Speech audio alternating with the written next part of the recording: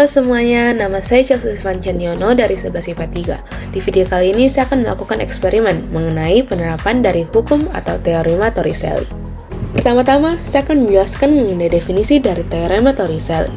Teorema Torricelli adalah kelajuan fluida yang menyembur keluar dari suatu lubang yang terletak pada jarak H di bawah permukaan atas fluida dalam tangki, sama seperti kelajuan yang akan diperoleh sebuah benda yang jatuh bebas dari ketinggian H. Alat dan bahan yang dibutuhkan adalah, pertama, dibutuhkan botol plastik yang bagian atasnya sudah dipotong dan di sampingnya telah diberi lubang kecil. Botol ini nantinya akan digunakan sebagai wadah penampung air. Kedua, dibutuhkan stopwatch yang akan digunakan untuk mengukur waktu keluarnya air hingga mencapai lantai. Ketiga, dibutuhkan penggaris yang akan digunakan untuk menghitung nilai H pada botol. Keempat, dibutuhkan selotip untuk menutup lubang pada botol. Dan kelima, dibutuhkan fluida, dan pada eksperimen ini saya akan menggunakan air. Mari kita mulai eksperimennya. Langkah pertama yang harus dilakukan adalah menutup lubang pada botol dengan selotip. Tujuan dari langkah ini adalah agar air pada botol tidak tumpah. Langkah kedua adalah mengisi botol dengan air. Pastikan air melewati lubang, tapi tidak melewati potongan botol. Langkah ketiga adalah mulai mencari nilai ketinggian seperti H1, yaitu tinggi total air, H2, yaitu tinggi dari lubang hingga ke dasar botol, dan nilai H, yaitu tinggi dari permukaan air hingga ke lubang. Dapat dilihat bahwa jika diukur dengan penggaris, ketinggian H1 adalah 9,5 cm, H2 adalah 7,5 cm, dan H adalah 2 cm.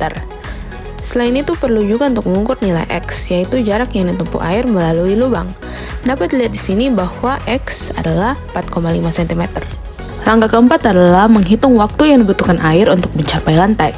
Dapat dilihat dari sini, waktu yang dibutuhkan adalah 0,18 second. Jadi sekarang, sejak kita sudah mendapatkan besaran-besaran yang dibutuhkan, waktunya untuk mencari kecepatan awal dari penerapan yang barusan dilakukan. Untuk memudahkan, saya akan mengerjakan menggunakan diketahui ditanya jawab. Besaran-besaran yang sebelumnya saya dapatkan, saya akan ubah menjadi satuan meter. Jadi yang diketahui adalah H total adalah 0,095 meter, H2 adalah 0,075 meter, selisih dari H total dan H2 yaitu H adalah 0,02 meter, X adalah 0,045 meter, dan waktu yang ditempuh adalah 0,18 second. Yang ditanya adalah kecepatan awal atau V0. Cara menjawabnya adalah kita mempunyai dua cara. Pertama adalah memakai rumus parabola, yaitu GLB, dan kedua adalah dengan memakai teorema Torricelli. Rumus GLB adalah X sama dengan V0X kali T. Nilai X dan T dimasukkan, jadi 0,045 sama dengan V0X kali 0,18. 0,18 dipindahkan ruas, jadi V0X sama dengan 0,045 bagi 0,18. Jadi 0,045 bagi 0,18 adalah 0,25 meter per second.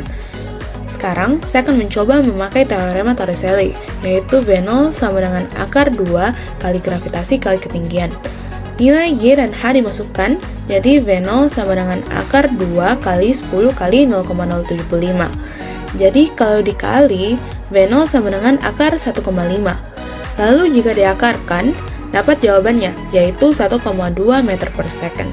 Apabila kita bandingkan kedua nilai ini, jawabannya lumayan beda, dan hal ini dipengaruhi oleh beberapa faktor yang akan saya jelaskan selanjutnya. Untuk membuktikan bahwa nilai T yang sebelumnya didapatkan pada eksperimen itu benar, sekarang saya akan menghitung manual nilai T dengan menggunakan rumus parabola GLBB.